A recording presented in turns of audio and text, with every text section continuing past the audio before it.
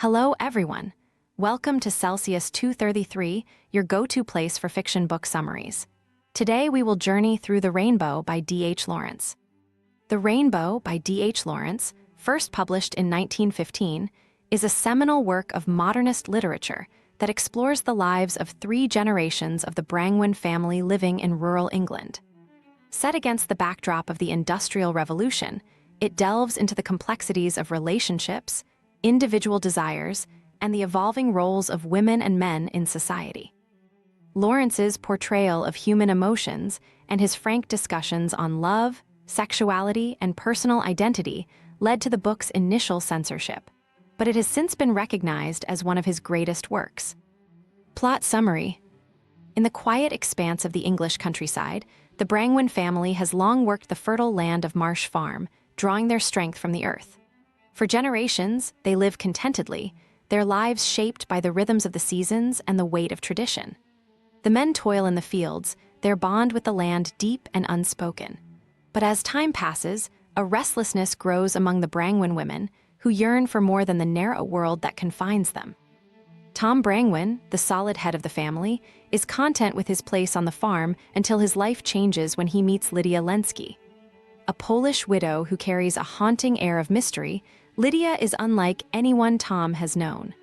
Her quiet reserve, her past as the wife of a political exile, draws him to her.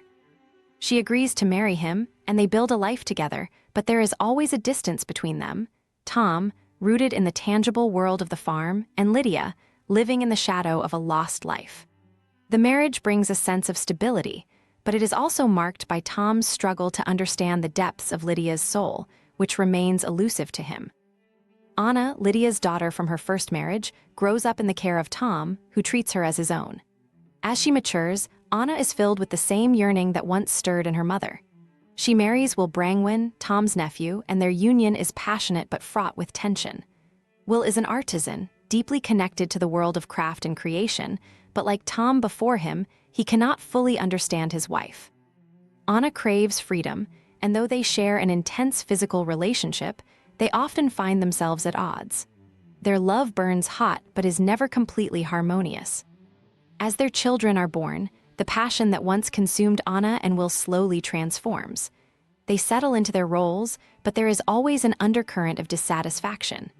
Anna, fiercely independent, wants more than what her marriage and motherhood offer.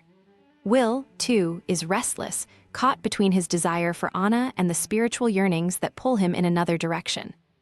He finds solace in his love of building and carving, but his inner life is conflicted, torn between his love for his wife and a sense that something is missing.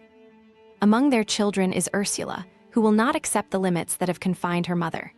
From a young age, Ursula is determined to live life on her own terms. She grows up surrounded by the countryside, the fields, and the slow, steady pulse of rural life, but unlike the generations before her, she does not feel bound to the land.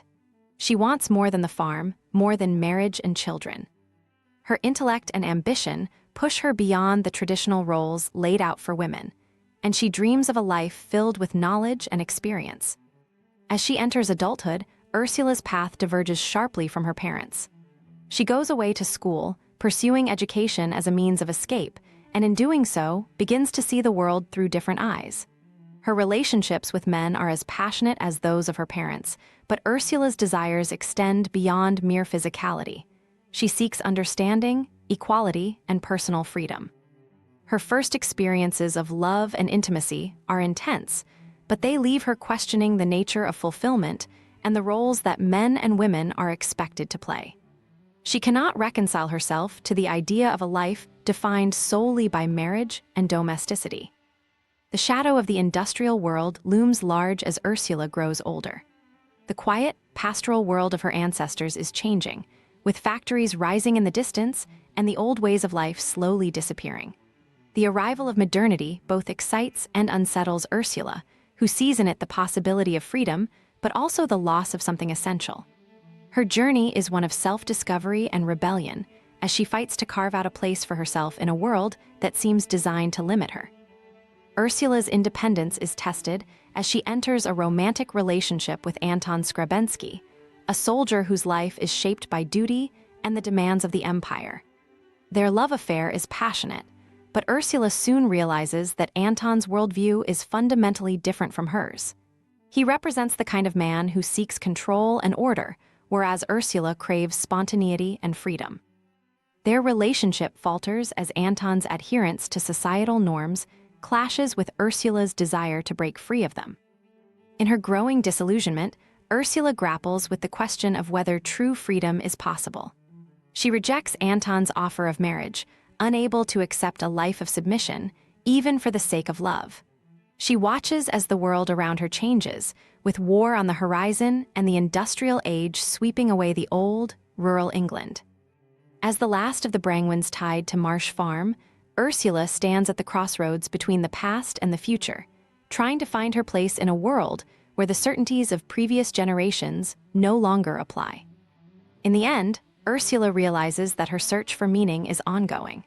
She refuses to settle for a life of quiet resignation, knowing that her journey toward self-understanding is far from complete. As the seasons change and the world moves on, Ursula remains determined to live according to her own rules, even as she is unsure of where that path might lead. If you loved this, don't stop here. Check out other books by D.H. Lawrence.